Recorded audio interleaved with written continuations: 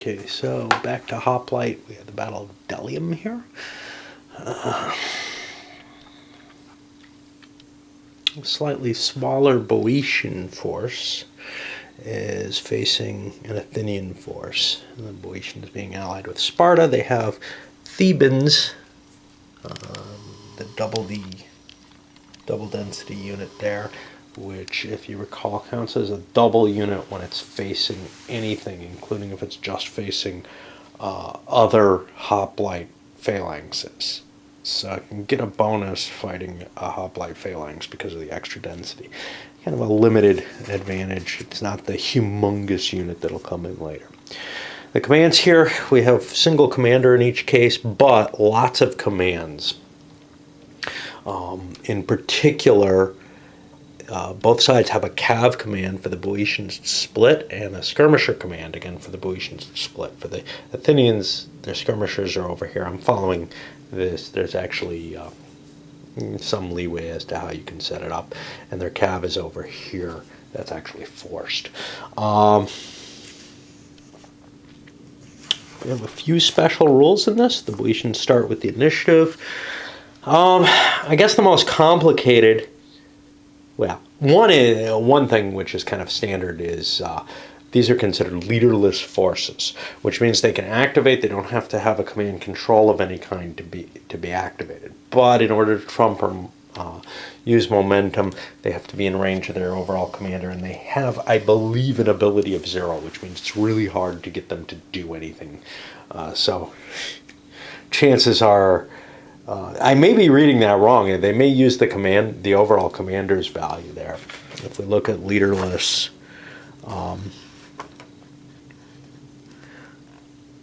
it states that only those units within the OC's command range may activate, but it also states that they have a capability of 0 for all purposes, which to me means that they'd roll against the 0, but they still have to be in command radius. They're not. Normally you'd be allowed to activate a command if the commander's in range of the overall command, if the line leader's in range of the overall commander. So that's kind of the exception I'm seeing there. That would be for momentum and trumping only. But with the 0 activation, I can't see rolling for that much. But special rules for this, the Boeotian advance, they use this hill to mask their approach, taking the Athenians somewhat by surprise. To reflect this, the Athenian hoplites cannot move until there's an advancing Boeotian unit that has one of these markers on it. Not necessarily run. That's within line of sight of an Athenian hoplite. And you can see all the Boeotians are kind of behind the hill. As soon as they get up to here, though, they're going to be seen. But this goes further. The provisions of 6.2 apply to the Boeotian hoplites starting with their second activation. So they have a turn that they can move forward before I think they have to make a roll on their advance to combat table. So they may be able to actually hide for longer because their first move doesn't count against them at all. Their second move, if they're in sight, they're going to trigger the Athenians to be able to activate, I guess. The retreat edges. The points are 40 for each army. I guess this is a battle in which the Boeotians used more tactical awareness than the Athenians did. For one thing, they have the lighter troops, more of them on the board, and they have this kind of denser, shorter formation. And they ended up winning because, they tried to use tricky things like tactics. Right? The Athenians didn't believe in that. Most of the hoplite battle, it doesn't really, there's not much you can do. You charge towards each other, you hit each other. That's what I find kind of dull about some of the scenarios in this that we've seen so far. We'll see if this one lives up to that added, hey, we've got tactics now. I haven't figured out what I'm going to use first for my Boeotians. I don't think it matters too much. I might be able to do stuff without activating my hoplites because that means the Athenian hoplites can't move. That's kind of troublesome. I feel like there may be a gamey solution to this for the Boeotians, which is, I'm going to move my skirmishers up and engage and just shoot these guys and they can't ever move. I don't think that's what the intention of the game is supposed to be. I'd be kind of disturbed. However, I could use the light cav to run down the skirmishers, but there's less Athenian cav than there is Boeotian cav, so that should work out poorly for the Athenians as well. Well, Delium opens up. I try to push the skirmishers forward with my initiative, and it's so pointless against the cav. The cav is built to destroy the skirmishers. They took some hits from the firepower and routed the rest of them. The actual combat hits against the Athenians, I think they took one hit, because the rest of the skirmishers broke before the cav actually hit them. This is really low quality skirmishers. You can see they're 2s and 3s. 3s is usually what you're used to, though. So it's just, you're not seeing, every now and then you see skirmishers with good values. I think the Jews had some in one of the SPQR scenarios. And they're really impressive when they have good ratings, just because they can stand. But you don't really want to take a hit from cav no matter what you are, because you do half damage as skirmishers. You don't want to take a hit from anything. Normally you can withdraw from everything else, though. I drew my Boeotian, or even according to this, hoplites. And this is tricky. Right now they're all behind the hill. Great, I can move forward a little bit. But if I get on top of this hill at all, I've got a line of sight to me. And then the Athenians can move. There's no real, I don't see a protection from this hill at all. It just does not feel like it's going to give much advantage. In fact, attacking across the hill is going to cause nothing but problems, because I take cohesion hits for each level that I go up. But advance I will. At least the first turn of advance, I don't have to make a roll on the table. And we have the Athenians fling their skirmishers out. That'll buy them some time as these advance, but if Boeotia decides not to move their hoplites any further forward, the skirmishers are potentially able to harass the edges of that line. There aren't enough Athenian skirmishers to prevent anything. All they can do is kind of slow this action down, and even that, not really. I don't know what they're doing there. They can conceivably do some firepower, but the light cav has moved up into place. The light cav over here routed one of the Athenian lights. The other one didn't want to go up the hill. Going up the hill. Going down's okay, but going up's bad for the cav. For infantry, any change is bad. And we push into turn 2 as the routes start taking their effect. You can see the cav is almost off the board. The skirmishers, it's almost not worth trying to rally them. Chances are they're just going to end up points being lost anyway. Our skirmishers worth only like a point in this, I think. I think they've been downgraded to that. They used to be 2 points in SPQR at one point, and they were kind of painful then. You certainly don't want to pay the 3 points each. I think in Plataea, I ended up paying the full tactical quality on the skirmishers, which definitely would hurt the Athenians there, or the Athenian League there, or the Greek League, actually.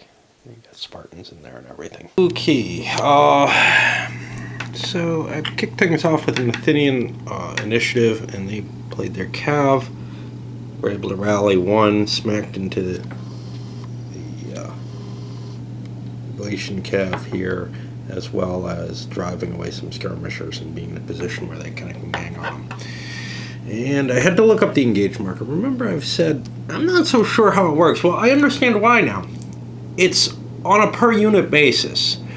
It doesn't really indicate 2 units are fighting each other, which is what I thought it was meant to indicate. It indicates that units are fighting and they can't stop fighting. And for hoplites in particular, they can drive the enemy away, advance a hex, and still maintain the engaged marker, which is kind of weird actually, but it just indicates an inability to withdraw from combat and a necessity to fight. The turn ends with, well, before it ends, the Greeks tried to rally their cav, along with fighting against the skirmishers and Boeotian cav, and they succeeded actually perfectly, taking no remaining hits.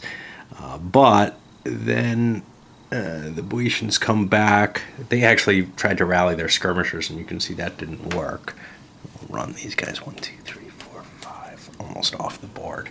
They lost number of points, 4 points for the 4 skirmishers they took as casualties, which I've got over on the board there. Then they used their own cav to drive off the Athenian cav, at least part of it, although their own butt end is hanging out here, ready to get hurt if they don't get the next activity.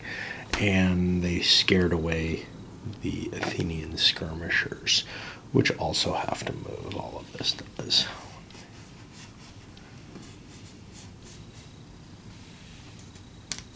These guys are fast. 1, 2, 3, 4, 5, 6, 7, 8. And the rally marker comes off because they're back in play.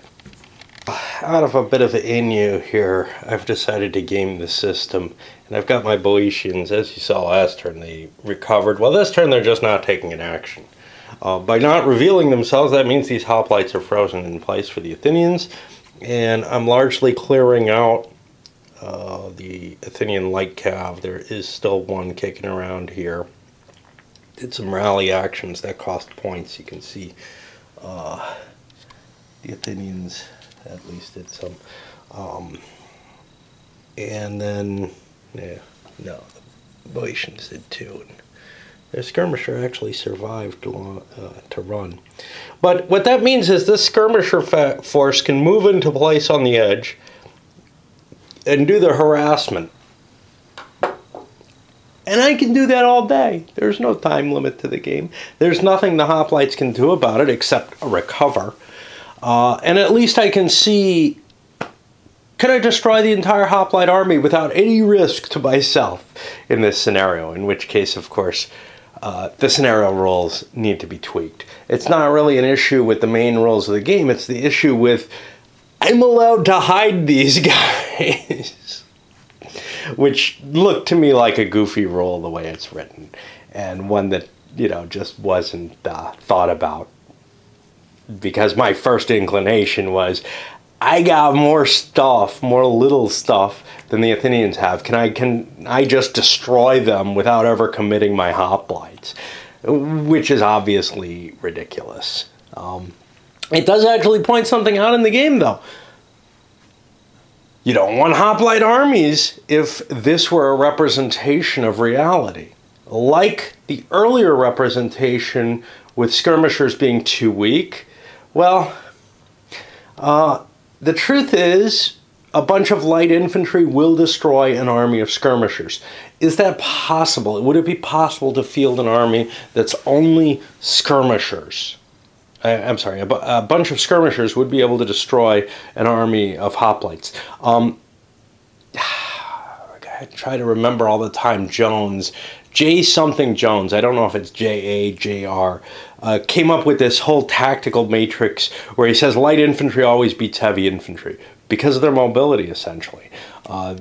Heavies can go in and take a position, but the lights will harass them until they have to leave.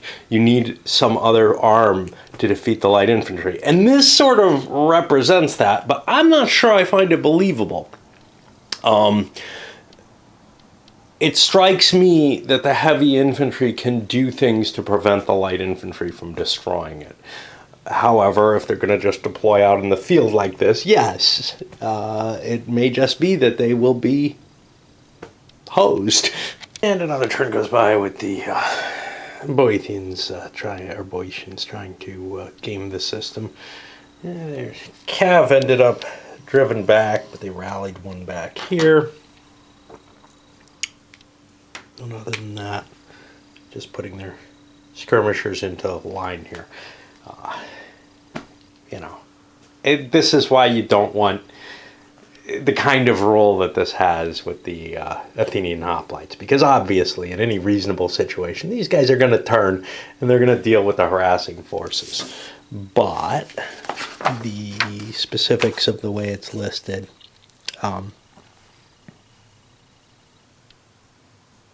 say that the Athenian hoplites cannot move, which is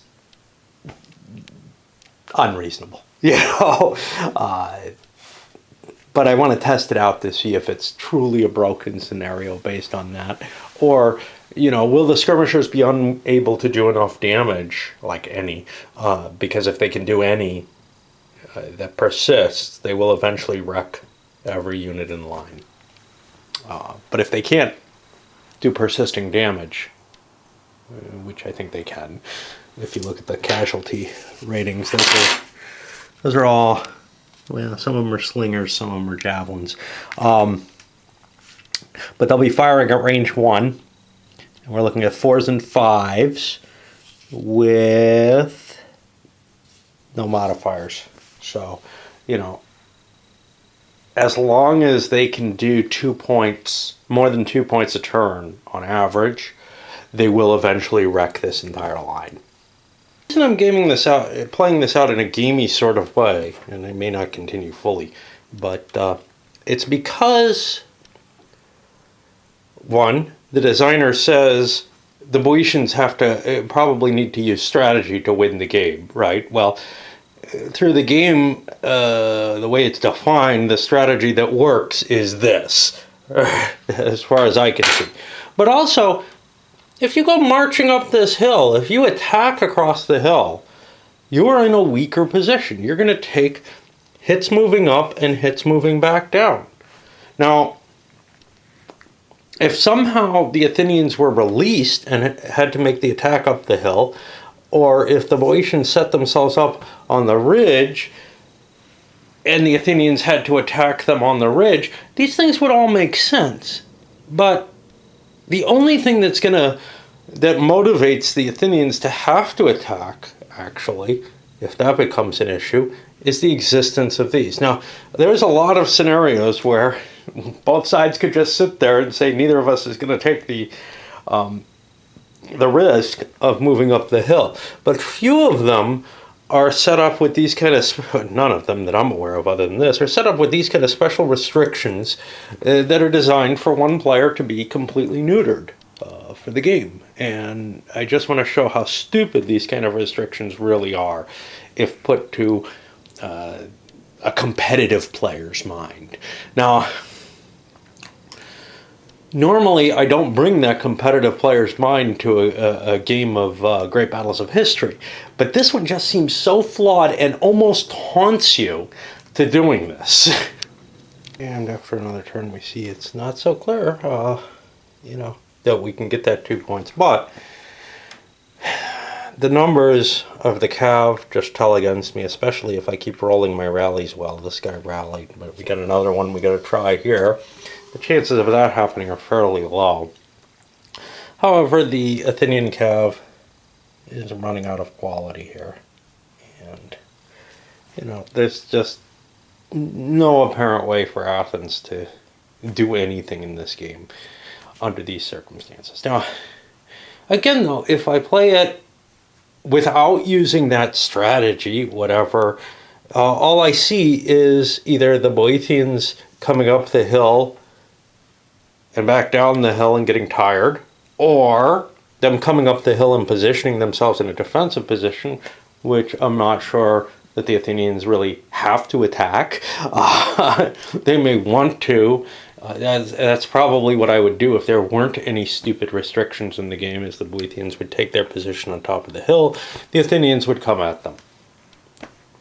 And as another turn goes by, we see a slow degradation beginning there.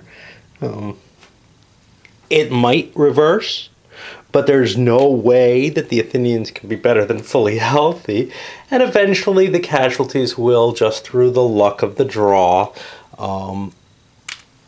take out a unit. It's just a matter of how long, what chance, whatever. And now the question kind of is, okay, so I've proven my point. Let's try to play for real now. We've cleared away all of the Athenian crap, and I've got these skirmishers. The problem with the skirmishers is that the hoplites could actually turn and attack them. They can't do anything to them, and might badly weaken their position if they do that. But if the Boeotian hoplites move into view, it is possible that the Athenians could actually, chase off those skirmishers. There's nothing these cav can do about anything. They're pointless. If they hit the hoplites, they're doing half damage. They can't be superior. They're rolling on like the 2 table as a base. Even if I hit 3 of them together in the rear, we're talking about, this is going to be a doubled unit against them. So we're talking about rolling on the 4 table. Yeah, I might be able to finish a unit off doing that at some cost, but for the most part, I probably do not want to use them. They're going to get to be used maybe once every 3 or 4 turns to damage a hoplite unit. One which couldn't move, but that would be part of my strategy. As they stand, they're probably going to try to recover and hunt down routing hoplites to see if they can prevent them from rallying during the turn that they rout, because of course the turn after they rout, those phalanxes drop their weapons and leave. I don't understand why hoplite phalanxes dissolve and regular hoplites don't, because it comes down to the same weapon systems. Do you want to be routing and running away with, a 40-pound shield and, an 8 to 10-pound spear? I doubt it, Having proven that point, I decided to start moving the hoplites forward. The Boeotians got a number of activations in a row in this turn. Well, this is terrible. You do not want to do this. I've got running units that have 2 cohesion hits on them. Next turn, they're going to take another one for coming down the hill, another one for running, another one for coming down this hill if they make it there. That's 3 more cohesion hits. They're up to 5 cohesion hits. They can't stop. They can't recover. The next turn, they're going to start moving and they're going to rout. And they're gone. You're not able to cross a hill like this on your initial charge without being destroyed. And therein lies the problem. This scenario is just absolutely flawed. There's no way to get to the top of the hill on your first activation. Your second activation with the Boeotians means that you're going to lose some of your units that choose to run. Obviously, you could probably do something weird, like, turn your line and try to move around the hill or something like that. But why bother when when you've got a very obvious path to victory here? I may just call this one, although I'd like to show the results of this charge, which this is my gut feeling about the charge, that it was just a bad idea, right? I like games where your gut feeling works. Well, my gut feeling in this was, this is how you win. That's all you do, right? But then immediately I start feeling like, well, that's cheap as hell. The Athenians never get to attack. They're just being mowed down by a bunch of skirmishers. That doesn't even make sense. Well, neither does the hoplites having to charge up the hill and back down the hill and lose all their men to routs as they're just trying to make it to the battlefield. Finishes up turn 7 as the Boeotian cav recovers. We also have the hoplites for the Athenians recovering back to the 3-point hits. However I look at this, obviously the scenario is flawed, and I think beyond easy redemption, right? You have to take out those restrictions, and then what do you do? What is the scenario meant to represent without those restrictions? What can I do? What can't I do? What was intended? None of this is clear.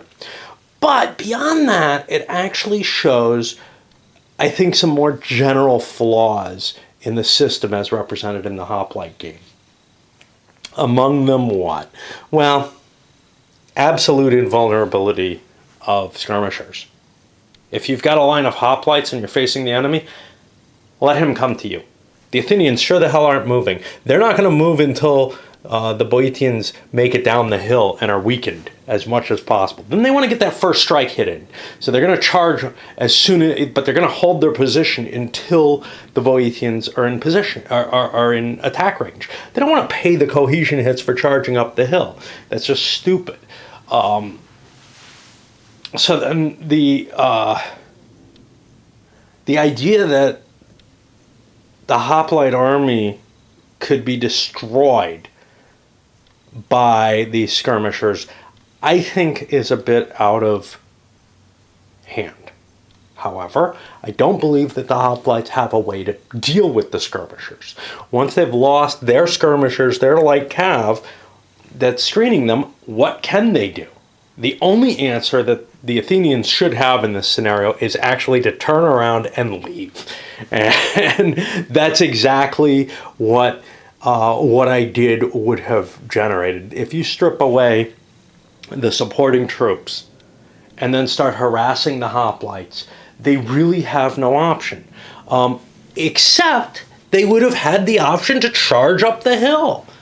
You know, what is stopping them? That they don't know that there's anything here? What are they doing in a battle line then? I don't know. I think I cheated in favor of the Athenians, and I'm going to take this piece off because they couldn't recover it while it's within missile range, and I think it is. I'm not positive. Let me make sure. No, the javelins and slings, no, so I did fine. Which means I've got the Athenian initiative, and I'm just going to recover that as the whole of my turn. I thought I was within fire range. If those were bows, I couldn't recover them. But this harassment and debauchery or whatever really gets kind of... It changes the flavor of the game because you're within range of the skirmishers, but not really. And you can see I'm not really gaining, a lot of effectiveness against these hoplites here. It would have been a very long game if I followed my plan. These guys, the running guys, aren't in as bad a shape as I thought. I was mistaken about running. You don't automatically lose or take tactical quality hits. You get a check to lose them. So their actual losses are at 4 and 3. But notably, I can't pause and try to recover or anything like that. So I have to attack. And now the Athenian hoplites, if they get the chance, they're going to launch their attack, I think, on this next turn. On the other hand, it's possible the Boeotians will get first strike in which case they may be in better shape because then they don't have to make their TQ checks before combat. And they could fail those by just a point or so and rout because of it. Likewise, these running guys could fail their check. But they're on clear terrain now, so they're in pretty good shape, actually. So we should be able to actually hit, which is better than I thought. The cav, I used my momentum for the cav because the last thing I want to do is trigger another move for these guys. And the Boeotians hit, and you can see it did not go well for them. Your units are much, much weaker at this point, much more disrupted by this run across the mountain. And boom, now they hit. And that's going to allow a follow-up from the Athenians to come smack them and finish them off. Just in case, a momentum chance would get a chance to recover that. That's 24 points sitting there, which is a good portion of the remainder of the points available to the Boeotians. Not be lost, though. The skirmishers took that unit out this time, and the cav came in and did some damage to this, kind of blocking it, locking it into place so that they can't advance. They could have caused some serious problems to the flank of the Boeotian force if they had been able to. And the turn's finishing up with a troublesome position. The Thebans are going to get a momentum check, which I'll make in a moment, but before that happens, the Greek hoplites came. They smacked one more of those big the Athenian hoplites. They smacked one more of those big hoplite units, and that's 12 points. That is enough to drive the Boeotians out, but it's not over. I can't rally that, but I could conceivably break an Athenian unit. So if I get a 3 or less, then I have to think, and I do. The Athenians can try to trump this, or they can just say, you know what, I'm probably coming out ahead anyway. This isn't going to be fighting, but over here these will be coming in. If I successfully trump it, I have to actually activate something, which means activating the Athenians. And I think that works for the best for me. But the problem is that could give 2 rounds. Well, we'll make the roll. And we get the trump, which means the Athenians will be making the attack. That gives them a slight advantage, I think. And yeah, the Boeotians had one of those hoplite phalanxes routing. Another one went over here, where we had the advance. The Greeks lost one, though, here. And that ends up, the Athenians, that ends up giving us an Athenian victory. This is a flawed scenario as written. There's no question with that, and that can happen. The issue, obviously, it didn't get the kind of playtesting that even one playtest would have revealed with kind of a rules lawyer type of player. And there also isn't an easy solution that just jumps to mind as to how to fix it, except get rid of the stupid special rules for the scenario that allow the Boeotians to prevent the Athenians from doing anything. You could tinker with them and say, look, I've got, maybe 2 turns that I can pull that game off or whatever. And otherwise the Athenians will be loose. As the Athenians, you don't particularly want to go over the hill either. It's bad to do so. It wrecks your force. So both sides might just sit there anyhow, or might try to do something where they're maneuvering around the 2 flanks. But the rules as written allow the Boeotians to basically win the game without any risk of losing a single one of their hoplite phalanxes. Assuming that they win the cav battle where they have an advantage. All right, let's end this one up.